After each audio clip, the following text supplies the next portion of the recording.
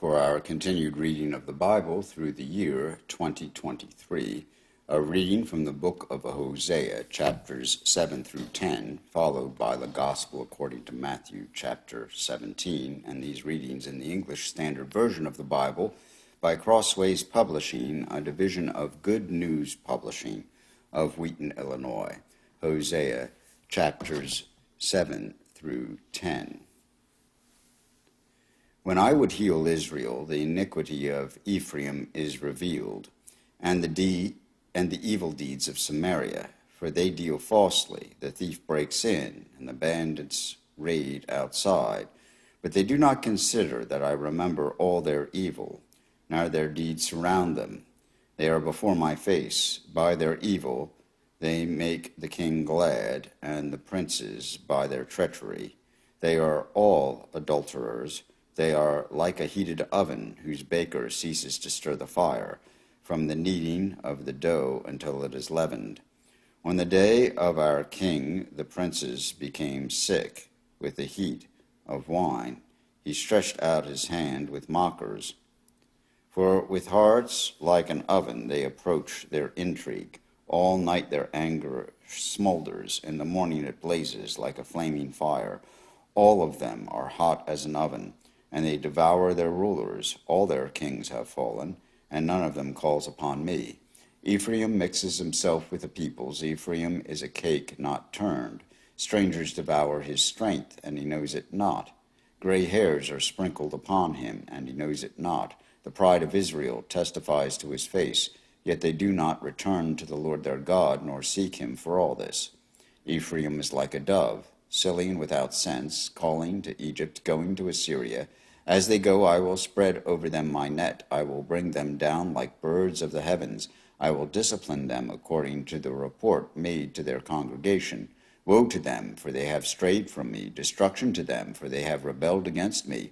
I would redeem them, but they speak lies against me. They do not cry to me from the heart, but they wail upon their beds. For grain and wine they gnash themselves. They rebel against me. Although I trained and strengthened their arms, yet they devise evil against me. They return, but not upward. They are like a treacherous bow. Their princes shall fall by the sword, because of the insolence of their tongue. This shall be their derision in the land of Egypt. Set a trumpet to your lips. One like a vulture is over the house of the Lord, because they have transgressed my covenant and rebelled against my law. To me they cry, My God, we, Israel, know you. Israel has spurned the good, the enemy shall pursue him. They made kings, but not through me. They set up princes, but I knew it not. With their silver and gold they made idols for their own destruction. I have spurned your calf, O Samaria. My anger burns against them. How long will they be incapable of innocence? For it is from Israel, a craftsman made it. It is not God. The calf of Samaria shall be broken to pieces. For they sow the wind, and they shall reap the whirlwind. The standing grain has no heads. It shall yield no flour. If it were to yield, strangers would devour it. Israel is swallowed up already. They are among the nations as a useful vessel. For they have gone up to Assyria, a wild donkey, wandering alone. Ephraim has hired lovers. Though they hire allies among the nations, I will soon gather them up, and the king and princes shall soon writhe because of the tribute.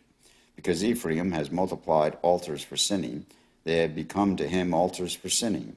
Were I to write for him my laws by 10,000s, they would be regarded as a strange thing. As for my sacrificial offerings, they sacrifice meat and eat it, but the Lord does not accept them. Now he will remember their iniquity and punish their sins. They shall return to Egypt, for Israel has forgotten his maker and built palaces, and Judah has multiplied fortified cities. So I will send a fire upon his cities, and it shall devour her strongholds. Rejoice not, O Israel, exult not like the peoples, for you have played the whore, forsaking your God. You have loved a prostitute's wages on all threshing floors. Threshing floor and wine vat shall not feed them, and the new wine shall fail them. They shall not remain in the land of the Lord, but Ephraim shall return to Egypt, and they shall eat unclean food in Assyria. They shall not pour drink offerings of wine to the Lord, and their sacrifices shall not please him. It shall be like mourners' bread to them. All who eat of it shall be defiled. For their bread shall be for their hunger only. It shall not come to the house of the Lord. What will you do on the day of the appointed festival and on the day of the feast of the Lord? For behold, they are going away from destruction, but Egypt shall gather them. Memphis shall bury them. Nettles shall possess their precious things of silver. Thorns shall be in their tents. The days of punishment have come. The days of recompense have come. Israel shall know it. The prophet is a fool.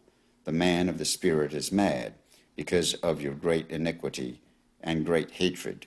The prophet is the watchman of Ephraim with my God, yet a fowler's snare is on all his ways, and hatred in the house of his God. They have deeply corrupted themselves, as in the days of Gibeah. He will remember their iniquity. He will punish their sins. Like grapes in the wilderness, I found Israel. Like the first fruit on the fig tree in its first season, I saw your fathers. But they came to Baal Peor and consecrated themselves to the thing of shame, and became detestable like the thing they loved. Ephraim's glory shall fly away like a bird. No birth, no pregnancy, no conception. Even if they bring up children, I will bereave them till none is left. Woe to them when I depart from them. Ephraim, as I have seen, was like a young palm planted in a meadow, but Ephraim must lead his children out to slaughter. Give them, O Lord. What will you give? Give them a miscarrying womb and dry breasts. For evil of theirs is in Gilgal. There I began to hate them. Because of the wickedness of their deeds, I will drive them out of my house. I will love them no more. All their princes are rebels. Ephraim is stricken. Their root is dried up. They shall bear no fruit. Even though they give birth, I will put their beloved children to death. My God will reject them because they have not listened to him. They shall be wanderers among the nations. Israel is a luxuriant vine that yields its fruit. The more his fruit increased, the more altars he built. As his country improved, he improved his pillars. Their heart is false. Now they must bear their guilt. The Lord will break down their altars and destroy their pillars. For now they will say, we have no king, for we do not fear the Lord. And a king, what could he do for us? They utter mere words. With empty oaths they make covenants. So judgment springs up like poisonous weeds in the furrows of the field. The inhabitants of Samaria tremble for the calf of Beth-aven. Its people mourn for it, and so do its idolatrous priests, those who rejoiced over it and over its glory, for it is departed from them. The thing itself shall be carried to Assyria as tribute to the great king. Ephraim shall be put to shame, and Israel shall be ashamed of his idol. Samaria's king shall perish like a twig on the face of the waters. The high places of Avon, the sin of Israel, shall be destroyed. Thorn and thistle shall grow up on their altars, and they shall say to the mountains, cover us, and to the hills, fall on us. From the days of Gibeah you have sinned, O Israel. There they have continued. Shall not the war against the unjust overtake them in Gibeah?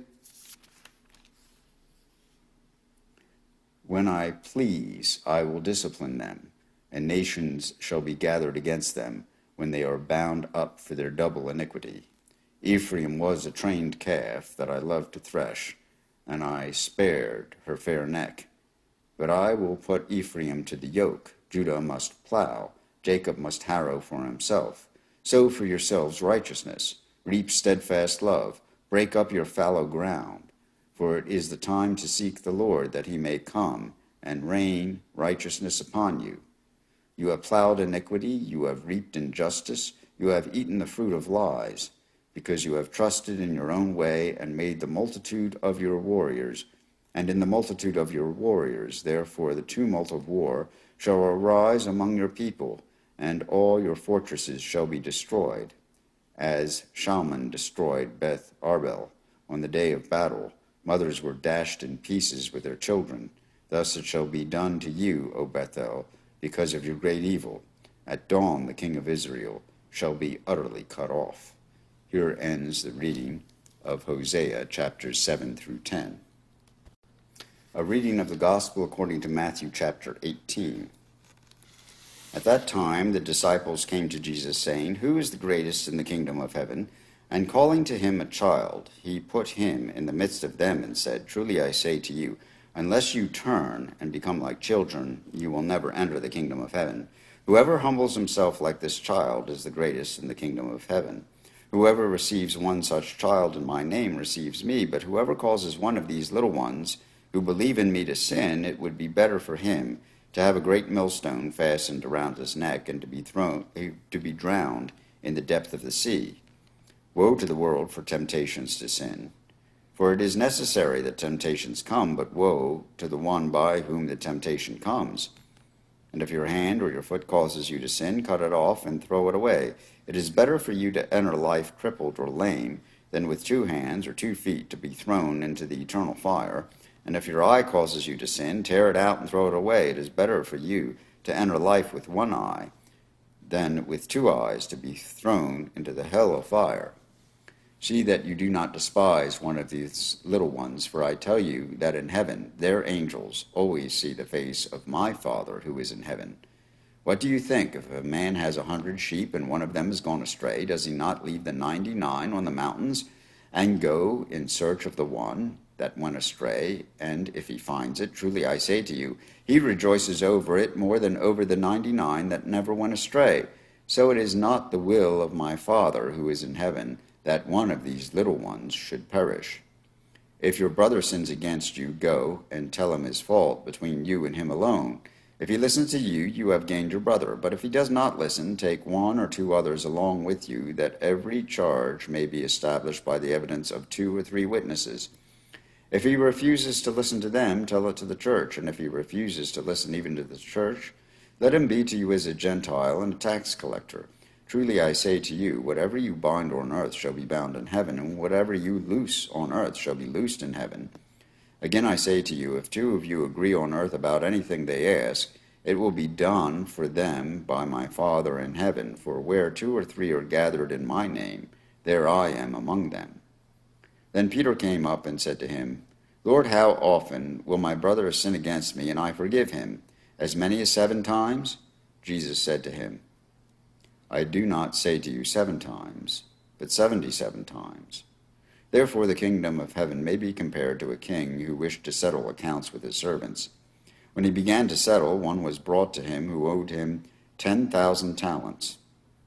And since he could not pay, his master ordered him to be sold with his wife and children and all that he had, and payment be made.